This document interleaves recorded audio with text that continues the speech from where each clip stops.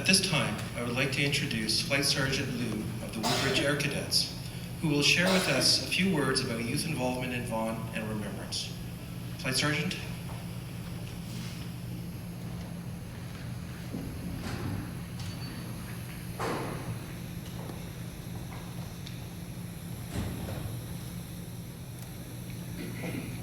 A few months ago, my sister turned 12, and I still remember all the happy smiles on the faces when she blew out all of her candles in one big breath. 12 is a pretty big number for children these days, but at the end of the day, a 12-year-old is still just a child, right? That's why I was so shocked when I read about Private Sidney Lewis, a boy who enlisted in the Army when he was just 12 years old, making him the youngest authenticated serving soldier in the First World War. This 12-year-old served on the Western Front for at least 6 weeks until anyone in authority realized his true age. Private Lewis fought in the Battle of the Somme, the bloodiest battle in the First World War, until his mother found out and immediately wrote to the Army to have him discharged. This was a 12-year-old boy, the same age as my sister. My sister still screams at the sight of a spider, and this 12-year-old boy, almost 100 years ago, saw blood in battle and came back to tell the tale. Good morning, ladies and gentlemen. I am Flight Sergeant Lou, and I would like to welcome you to today's ceremony and thank you for attending. I am honored to be speaking with you on such an important occasion. Today, as we should every day, we remember those who volunteered, sacrificed, served, fought, and died for our freedom. Today, we honor the fathers who valiantly fought on the Western Front for peace, and the mothers who single-handedly raised their families so that their children could one day live in freedom. But how about the youth?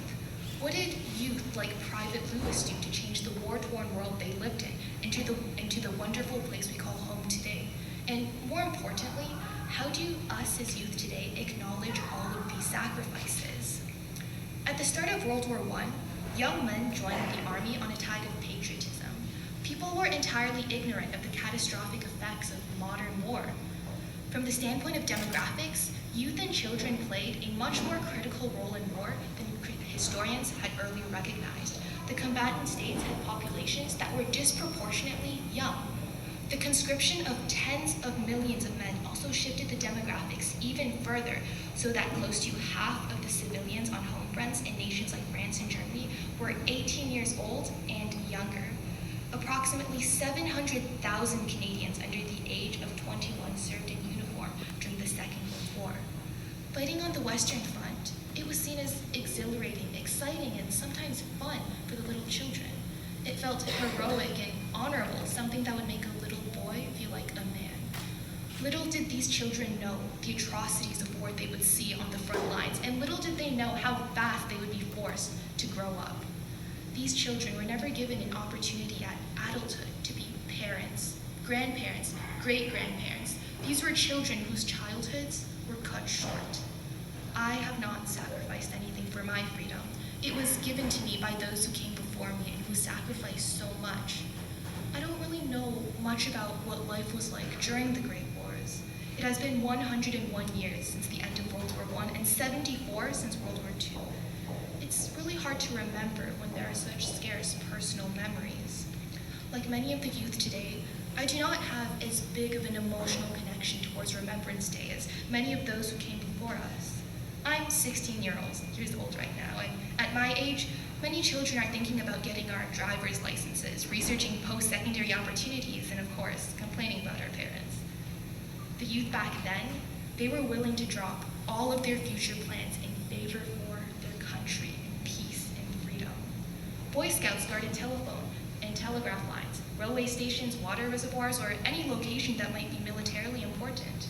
The Scout Movement's Handbook, which was published before the war broke out, instructed all Boy Scouts to be prepared, to die for your country if need be.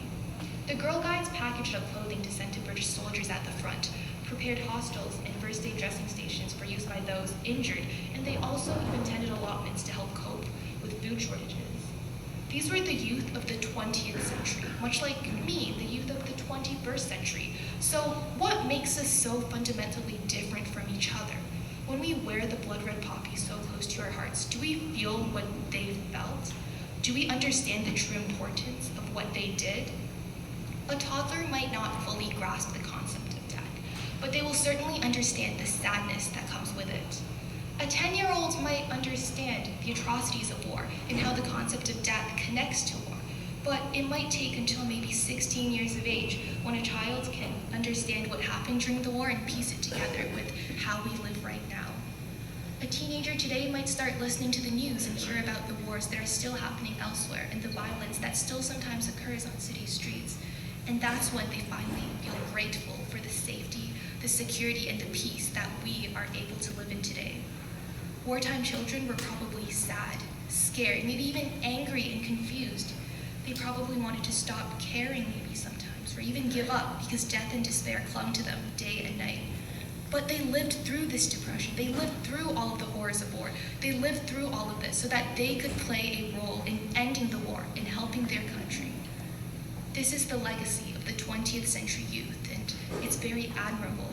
That is where they differ from youth today. They changed the world even if they had doubts, because they had ambition, perseverance, and resilience. This inspires us youth today to change the world as well. They fought valiantly. They sacrificed their childhoods so that we could be here today. We are in forever debt for the peace that we often take for granted. As part of the youth today, not only do I want to remember the war and honor all our soldiers, but I want to live the millions of lives that the wartime children could not live to see, and to live happy and impactful lives that those children would have wanted to live themselves.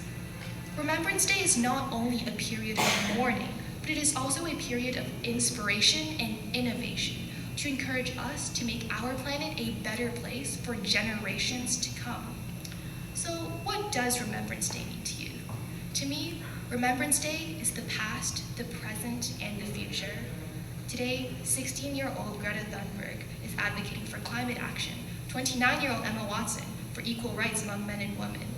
The youth of today are changing the world, maybe not by sacrificing their lives, but by standing up to social stigma, stereotypes, and by giving it their all. Youth today want to introduce a new meaning to Remembrance Day, because it is not only important to remember those who died for our country, but also those who lived. Those who died did so honorably, but those who lived so that they could remember all the contributions made to our country, and so that they could pass forward a legacy. So if someone ever asks you again, what does Remembrance Day mean to youth?